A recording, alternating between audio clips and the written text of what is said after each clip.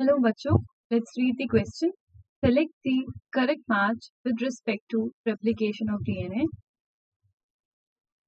So, first option is Ochoa's enzyme, polynucleotide phosphorylase, capping, poly-A polymerase. Third, unwinding of DNA, double helix, topoisomerase. And fourth, DNA-dependent RNA polymerase, reverse transcriptase. So the key concept used here is molecular basis of inheritance. Let's look one by one on all the options. So Ochoa's enzyme.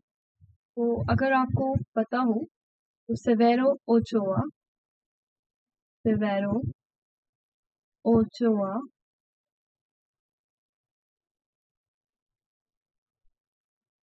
इनकी lab में discover हुआ था polynucleotide phosphorylase enzyme, और इस enzyme के दो activities होते हैं. मेनली ये आरएनए डिग्रेडेशन में सेंट्रल रोल प्ले करता है. इसके जो दो एक्टिविटीज हैं, तो फर्स्ट एक्टिविटीज की होती है फॉस्फोराइलिटिक 3' to 5' एक्सोराइबोन्यूक्लियेज एक्टिविटी, यानी कि ये आरएनए का डिग्रेडेशन करता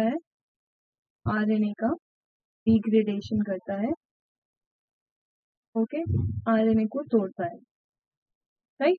एंड सेकेंड प्रोसेस इसका होता है 3' टर्मिनल ओलिगोन्यूक्लियोटाइड पॉलीमरेज एक्टिविटी. तो ये सिंथेसिस में भी कहीं कहीं पर रोल प्ले करता है. पॉलीमरेज जहाँ कहीं पर भी आ जाएगा एक्टिविटी, तो वहाँ सिंथेसिस हो रहा होगा. Okay, so this is one option. Now you see this enzyme is not used in replication of DNA. Okay, ये RNA degradation में होता है, so this is not the option clearly. Let's see capping, poly-A polymerase. So this is also very easy. नाम से आपको पता चल रहा होगा कि poly-A polymerase जो कैपिंग है, वो process is a post transcriptional process. ये एंजाइम कहीं से भी रेप्लिकेशन ऑफ डीएनए यूटिलाइज नहीं होता है. ओके, सो कैपिंग एंजाइम है, कैपिंग एंजाइम एमआरएनए की कैपिंग होती है. ओके, 3' टर्मिनल पे जो एमआरएनए होता है उसकी कैपिंग होती है with a poly A tail. Okay, adenine residues add होते हैं इस एंजाइम की हेल्प से, but this enzyme is not used in replication of DNA. Now, unwinding of DNA helix.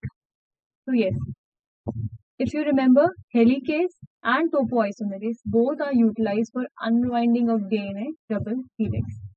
Okay, helicase क्या करता है?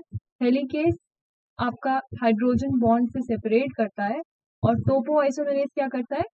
टोपोआइसोमेरेज जो नेगेटिव और पॉजिटिव सुपर कॉइल्स आ जाते हैं अनवाइंडिंग के समय पर, उनको रिलैक्स करता है, उनको रिलीफ देता है.